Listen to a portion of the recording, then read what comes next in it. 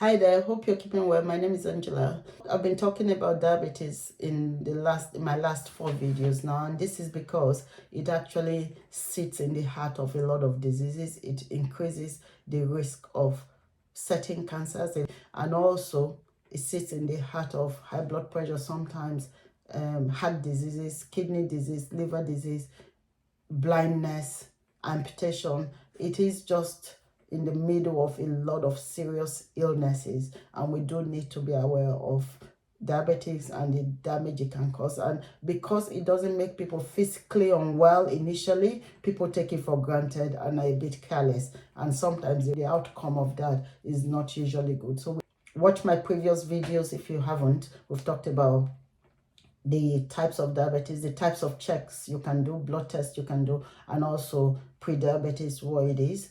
And there's also gestational diabetes, which is actually when someone is pregnant, it kicks in. But a lot of time when they have the child, they are okay, they come back to normal. But studies showing that a lot of people like that eventually later may develop type 2 diabetes. So once someone has had gestational diabetes, be careful so that in future don't develop type 2 diabetes. Not all the time, but it does increase the risk of having type 2 diabetes. So that said, I also want to say we're looking at the signs of diabetes, the symptoms, but for pre-diabetes and gestational diabetes, there might not be any symptoms. However, for type 1 and type 2, these are some of the symptoms that people will commonly have.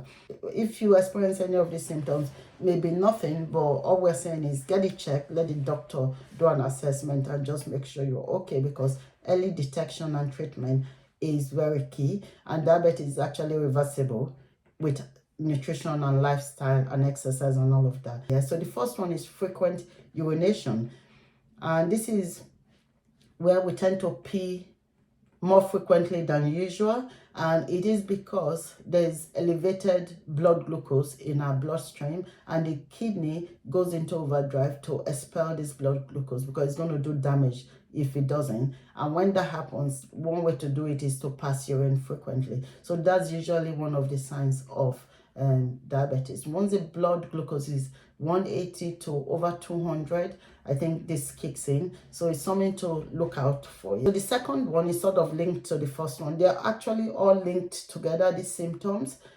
So the first one is frequent urination, and as a result of that, the person becomes very thirsty, and that's because they are dehydrated, because they are urinating frequently. Because they are losing a lot of fluid from frequent urination, there's increased levels of sodium in their body, so the body wants to replace that fluid by drinking a lot of water. So that's why they will have the urge to drink a lot of water. So the body craves for more fluid to replace what's been lost from frequent urination.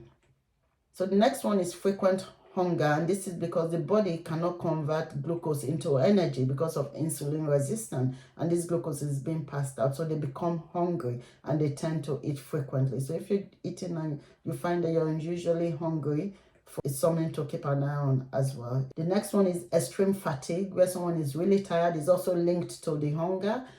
Because the cells are not getting the energy they need, the person is extremely tired and fatigued, and this also can cause irritation and mood swing. The next one is tingling pain in the hand and feet, or numbness in the hand and feet, because as a result of elevated blood glucose, it does damage the nerves to our hands and feet, and this is usually called diabetic neuropathy. Damage to the hands and feet becomes numb or tingly. So keep an eye on those signs as well. Because of the elevated blood sugar, this blood circulation is really poor, and when someone has a cut, it won't heal.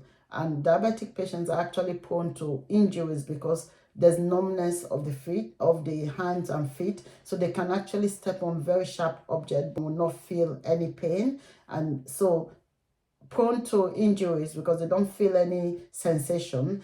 And when the injury occurs, it's difficult to heal because there's poor blood circulation to that area. The blood nutrient that should go to the spot where the injury is and start the healing process doesn't get there enough, and this now results in wounds that would not heal and will be prone to infection. And further down the line, diabetic patients end up with amputations and blindness because of the same nerve damage. So the last one is unexplained weight loss, and this is simply because the body doesn't get the energy it needs from food. It starts to burn the body fat and body muscle, and the person tends to lose weight.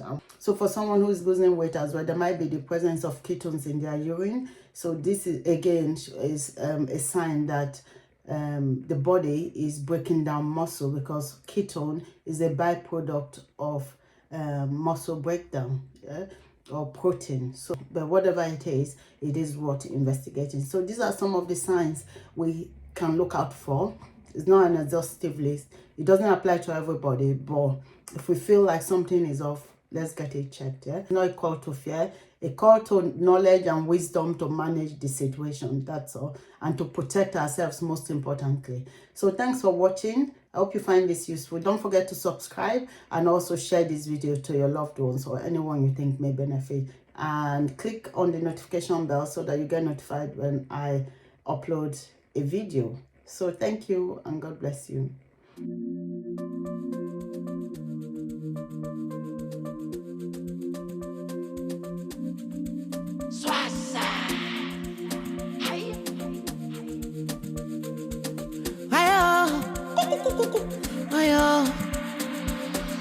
It's the end of dawn, just starting.